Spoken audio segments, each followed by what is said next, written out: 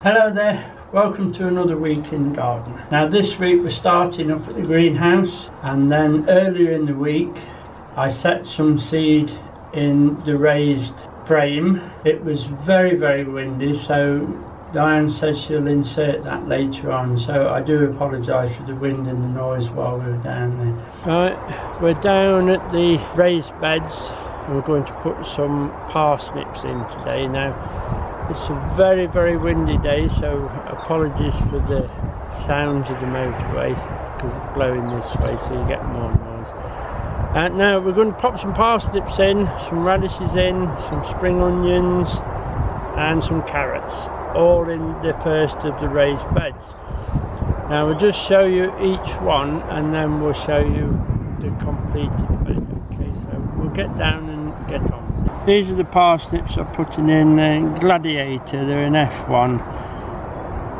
As with all parsnips, make sure the fresh seed, don't keep any seed of parsnips because they don't take at all. Once they get old, throw them away.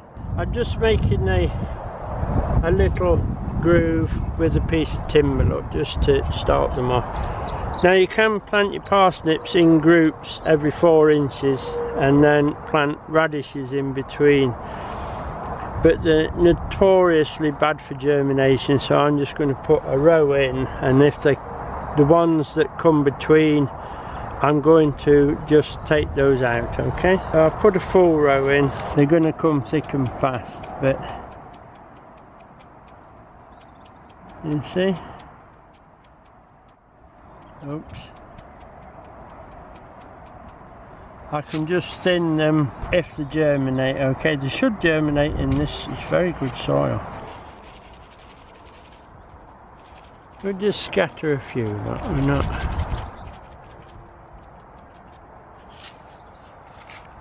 The seeds are quite big, so you can just drop a few about, look.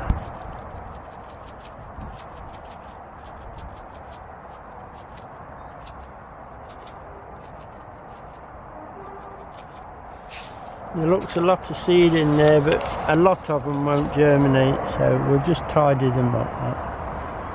There you are. And then we'll just cover them up.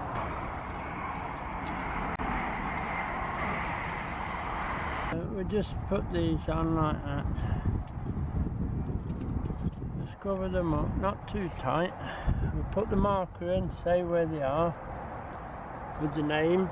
See, there's that row, so we want to be there with these. This saves a bit of time if you can just do it with a piece of timber.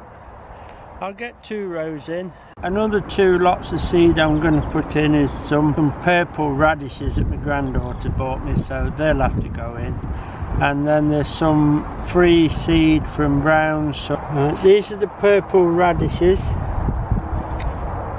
We better get the labels the right way round. As I say, these are from the granddaughter, so I've got to put them in. So I'll just put 1 row in for now. Just scatter. Do this. The compost in here is very wet, so I find it easier to push it over with my finger what I do the trowel. We've had torrential rain for a few days and it really is wet.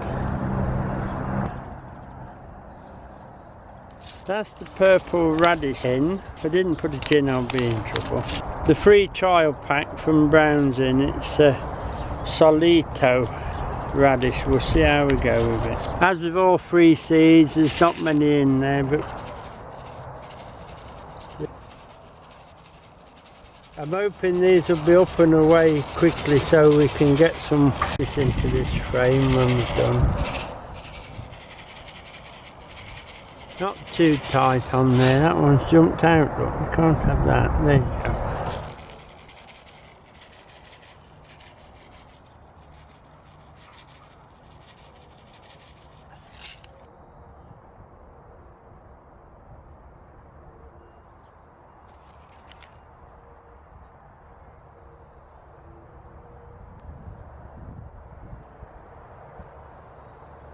Right, we bought these pulling onions or bunching onions, spring onions, from Wilco, so we're going to pop those in next. So we've got a line of those as well. Just one row of spring onions. We won't thin these, we just pull them as they become ready. I just fold the top up so we don't waste them. We'll put a marker in the end so we know where they are, and then I cover them up with my hand. It's easier, but it's so wet it just covers lovely.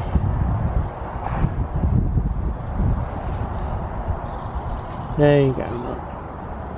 They'll be up in no time once you put the frame on the top.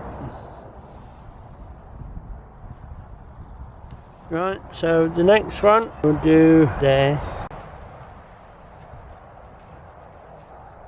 My granddaughters have sent this one as well, which are purple carrots, so they'll have to go in and we'll see how they do. It's just going to be one row. Again, just thin layers. We'll have to thin these down as they come up. So that's the carrot purple haze. I'm afraid if I didn't put them in I'll be in trouble, so in they go.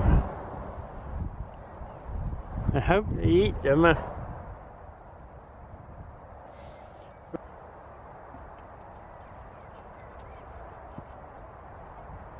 These few carrots in Nando, I got these from Brown. These will be the earlier carrots, and then we'll follow this with the main crop. Let's get these in, then we'll go through it.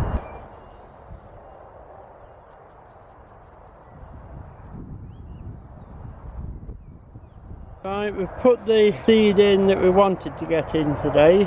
It's plenty wet in there, we won't water it just yet. And we've put the top back on. Now it's that's the beauty about the mobile frame, where we can take the lids off. But now it's very, very windy and it's a cold wind out here, but when we shut down behind the net in there, it'll be nice and warm and they'll germinate in no time at all. The rest of the frames we'll finish up with main crop carrot for later, but we'll set that as and when.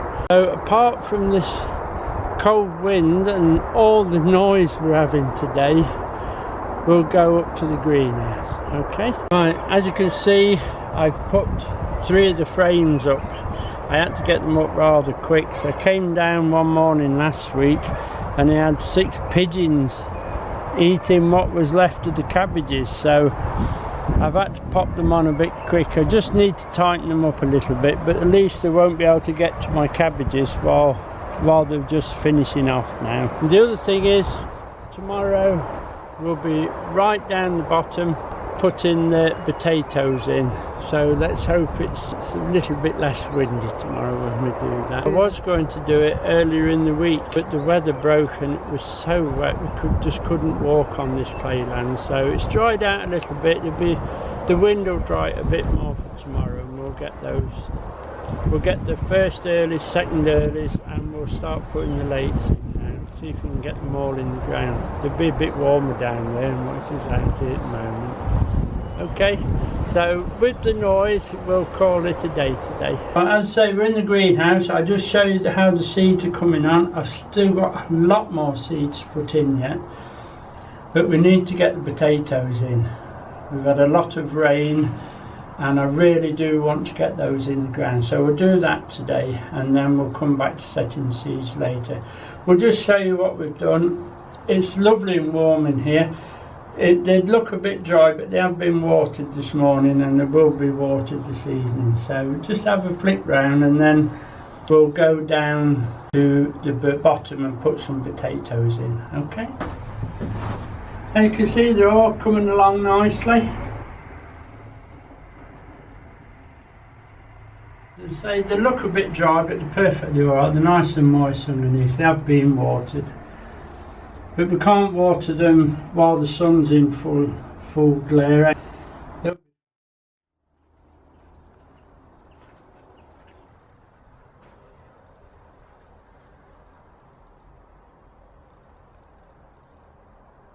As you can see, the tomatoes and the peppers are all standing well. They're all rooting down well. We'll let them fill these little cells and then we'll pop them into the first pot. So there's the seedlings, all doing very well. I will water them this evening. Now we'll have to go down and get these earlies and second early potatoes in while the ground is letting us do it. If we leave it till it dries, we'll never get past it, okay? Right, we're down at the bottom of the garden. Very strong land down here. So we're putting the potatoes in. We put the first row in. We've set up the second row so we can show you that's foremost. First early goes in the centre. And the row I'm digging out now will be for the international kidney, which is the second early. So you've got the later ones on the outer row, so when the earlies are gone I can plant some leeks or something in there ready for the winter. So I'll just show you how I do the French with the spade, then we'll take you through the stages of actually putting the way we put them in, okay? With the land being so heavy down here, I've got to cut a trench with the spade. There's no other way of doing it, I'm afraid. That's where I've done up to on the other side. So I just make a mark so I know where to go. You only need 5 or 6 inches deep, no need to go full spade down.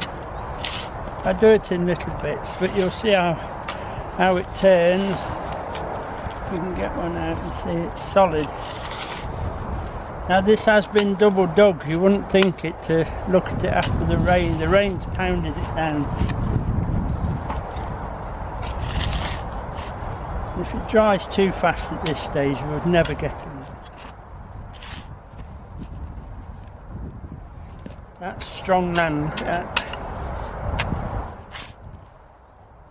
Put some both sides so we can use it in both trenches.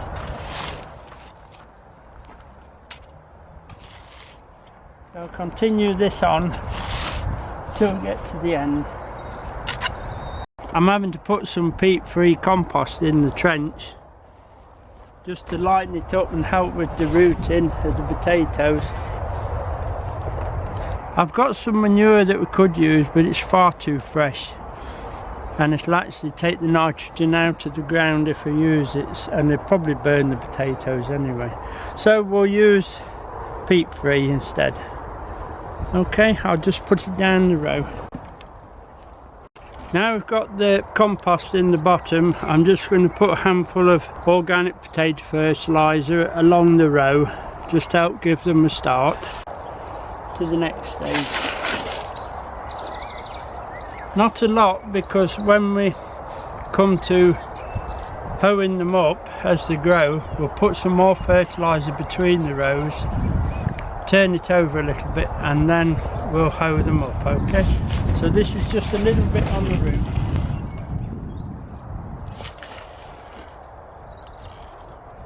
I'm just going to pull this rake through the compost with the fertiliser and just to mix it a little, and then we'll pop potatoes in, okay?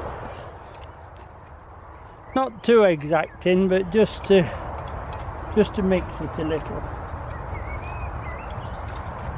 There you are, look. That'll do nicely. Ideally we would have had some well rotted compost, but we haven't got that this year. So we've got a good layer of peat-free in the bottom mixed with some good potato fertiliser. So now we can lay the potatoes out. The ones we're going to do are international kidney, which are your Jersey Royals. Okay, there's the potatoes, international kidney, sprutting very well. As you can see, there's quite a few spruts on there. I'm going to reduce them all to 3 spruts. So we'll say 1, 2, and this one 3. That one there, that can go. Look, we'll just knock that off. Yeah, so I've got 3 nice spruts in there. Right, so I'll continue taking the spruts down to 3. Now second earlies need to be at about 15-inch spacing. We do have a measure here, but once you've seen it, what sort of space we're going on, we should be all right then. So there's your space there. So we're going to do them roughly at that 15-inch,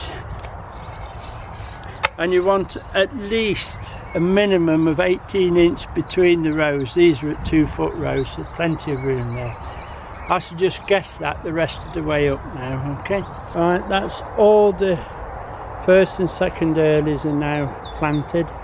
We just got to pull the soil across and level up, label up, and make the whole site look good. Remember, when you put your potatoes in, to put them the rose end, that's the one that you've left the spruts on, facing upwards, and then it'll help them take off. Try not to press the soil too tight around them, especially if you're on clay land like me. You'll clamp it down again, you'll never get them out. Let's backfill and tidy the site and then show you what we've done.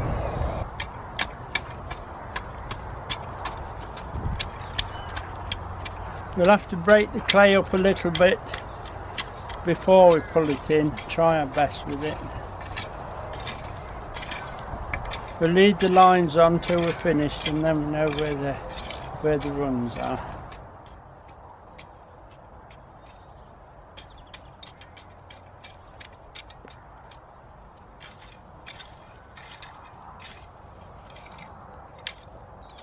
They're all 5 inches deep, so that's no problem.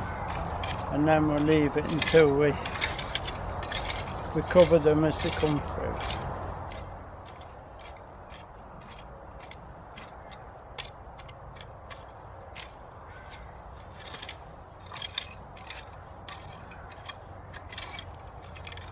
There you are.